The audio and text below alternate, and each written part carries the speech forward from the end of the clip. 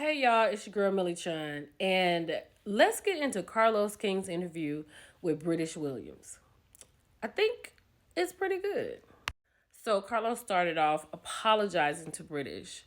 Um, they were talking about she wasn't going to take the interview because she felt like he was being shady, and he did say something very shady, like, "What am I going to do the interview in jail?" And he said he didn't realize that was offensive. I don't know how, but he openly apologized to her for that, and they went on after that. So he asked her how was she doing, and she said she's okay. She does have bad days. She said she's crying more than usual. Her friends came to check on her because she's not a crier, but she says she has a great support system. Her family, her friends, even her daughter's father. So that's good to know. And she is also in therapy. Was raised by her father. Her mother left and she was living her life. Her father is 20 years older than her mother. And she said she did go to stay with her mom, her and her sister for only 3 years. It was not working out. So the father had come back and gotten them.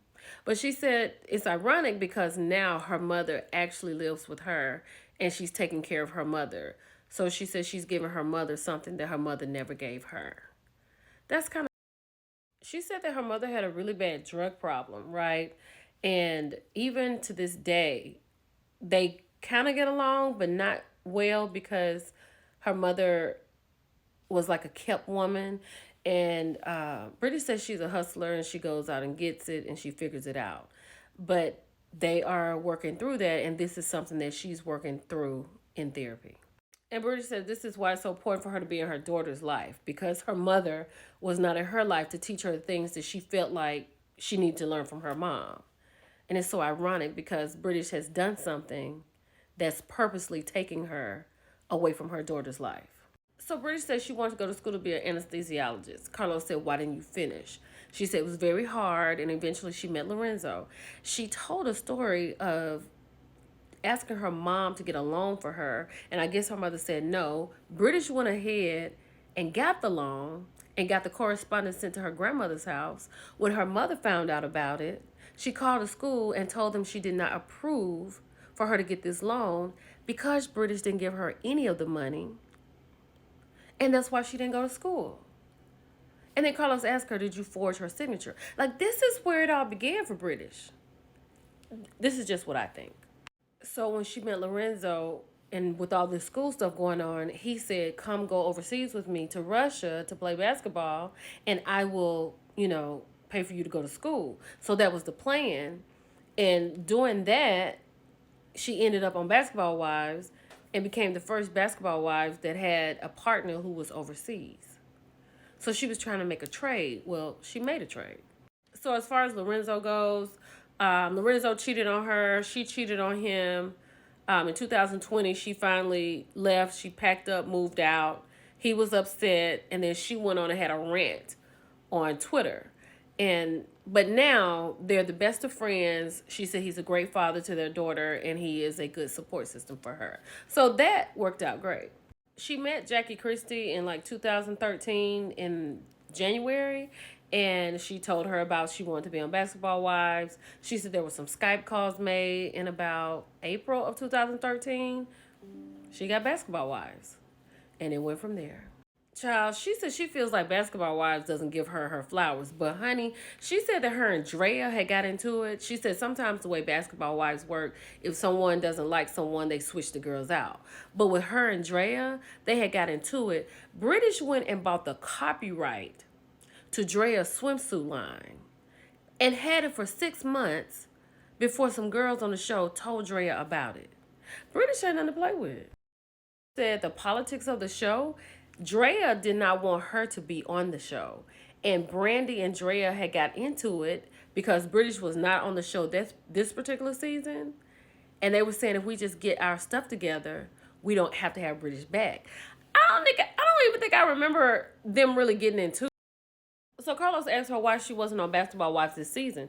She said she was supposed to go to Orlando to be with those girls like Megan, but they wouldn't let her come back on LA because of her court situation. And I agree with her. Like, I don't know why, because that's what we found out about her court situation on Basketball Wives of LA. And she also said she didn't make a lot of money there too. She started out maybe 5,000 an episode, and she ended around 10. But she says she made more money at something else that she does. But she wasn't talking about the court thing. I don't know about you, but I didn't know what British was doing after she left Basketball Wives. So apparently she was on a radio show. She had a radio show, and she said in the beginning, before she got the job, she told them that she had a federal case. And she said the moment that she pled guilty, walked out the courthouse, went to lunch, she was on the phone with the manager of the radio station being fired.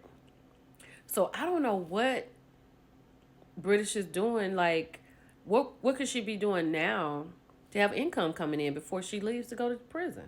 So then Carlos reads everything off that she has pled guilty to.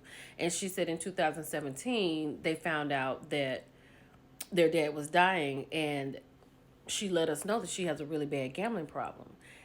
And it was really bad. And she lives in St. Louis, the boats are out there, and that was basically the beginning of her downfall. She said it was very bad. She said that Lorenzo was not working, and due to the fact of her gambling addiction, they almost lost their home.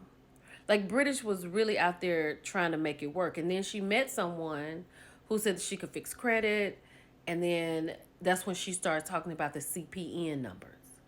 So she said when her father passed in 2017, he left her and her sister some money. So she said she wasn't gambling, and she said she wanted to get her credit better. And she met someone who said that they could do that for her. And that's where the CPN numbers can come in. So she goes on to explain what a CPN is. So basically, the lady who said she could fix the credit, the CPN is like an additional social security number. She said she didn't know if it was someone's real social security number, but it's a number, a social security number that you can start building better credit under. That is crazy. British, that sounds crazy. You can't have more than 2 social security numbers. So Carlos asked her, did she know that this was illegal? She said she did not know. And she said she was just trying to figure it out because her father was dying. Lorenzo wasn't working. They was about to lose their house. But if she had known that, she would not have done that, especially if she knew the repercussions. Did they tell her it was a social security number? Because that would have been enough, right? Then she said on another account, she met someone who said that they can just deposit checks in an account. And British was like, oh, I didn't know you could do that. And then she said the other part was that it was like she lied to the IRS because she claimed some family members on her taxes. This is a lot. He asked about the PPP loan, and she said the PPP loan was straight up, right? She did it right. But because the taxes that she claimed where she put her cousin on, and she didn't take care of them for 6 months, that made that fraudulent. This is crazy. Carlos asked her at any time through all of this, did she realize that this was illegal? She said yes, but she said she had seen so many people do it where she's from, she didn't think much about it. But she said the CPN, she did not know about it. And she said what hurt her worse was the fact that they told her they're going to make her pay for this because of who she is and not a regular person. So she feels like the crime doesn't fit the punishment. So British says she doesn't feel like she has affected anyone's life. And I'm guessing she's referring to the CPN numbers because she said those were made up numbers. She did mention Teresa, Giudice, and the Chrisleys. But I think that she's just kind of sitting in it because she talked about other people who've stolen more and gotten less time. And it's not fair if they made an example out of her, giving her more time. But at the same token, you shouldn't have done it. She said that everything she did was to survive, right? Lorenzo had retired from basketball. He didn't know what he was doing. But was Lorenzo not even trying to work? Because she keeps saying, I was doing whatever I had to do to keep the house, to help my sister in school. Like, what was Lorenzo doing? You have a child with her. When it comes to her daughter, British is worried if she'll be okay. That was a really sad moment. She breaks down things that are very illegal. If you get somebody to make you a pay stub trying to get a place, that's federal. Trading food stamps is federal. I think we all know that. British's advice is take the hard way.